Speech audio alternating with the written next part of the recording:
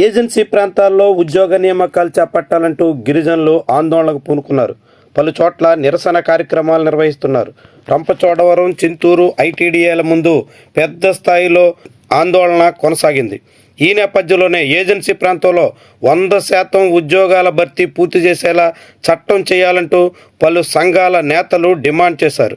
ఆదివాసీ హక్కుల సాధన సమితి ఆధ్వర్యంలో ఈ నిరసన కార్యక్రమం జరిగింది.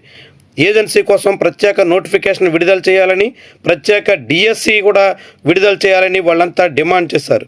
జీవో నెంబర్ 3కి చట్టబద్ధత కల్పించాలని గిరిజనులు కోరారు. ప్రభుత్వం స్పందించేటంత వరకు ఆందోళనలు చేపడతామని గిరిజన సంఘాల నేతలు తెలియజేశారు.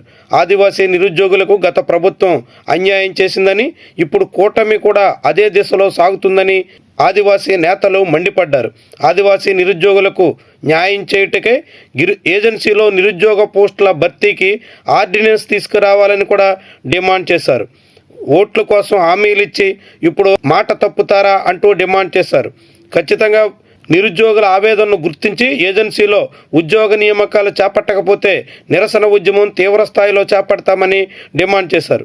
ఇక వీటితో పాటుగా ఏజెన్సీలో 170 యాక్ట్, పేసా యాక్ట్, అటవీ హక్కుల చట్టం, ఇతర చట్టాల హక్కుల అమలు కోసం ఆదివాసీ గిరిజన సంఘాల మద్దతుతో ఈ కార్యక్రమం నిర్వహిస్తున్నట్టుగా తెలియజేశారు. ఈ కార్యక్రమంలో ఆదివాసీ హక్కుల సాధన కమిటీ నేతలు కంగాల శ్రీనివాస్, వంతు బాలకృష్ణ తదితరులు పాల్గొన్నారు. ప్రభుత్వం సమస్యలు పరిష్కరించేదానికి చొరవ చూపాలని, లేదంటే ఉద్యమం మరింత ఉధృతమవుతుందని హెచ్చరించారు.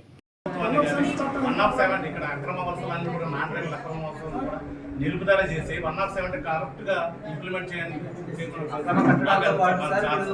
ఇప్పుడు ఇల్లు ఇస్తున్నారు కదా సార్.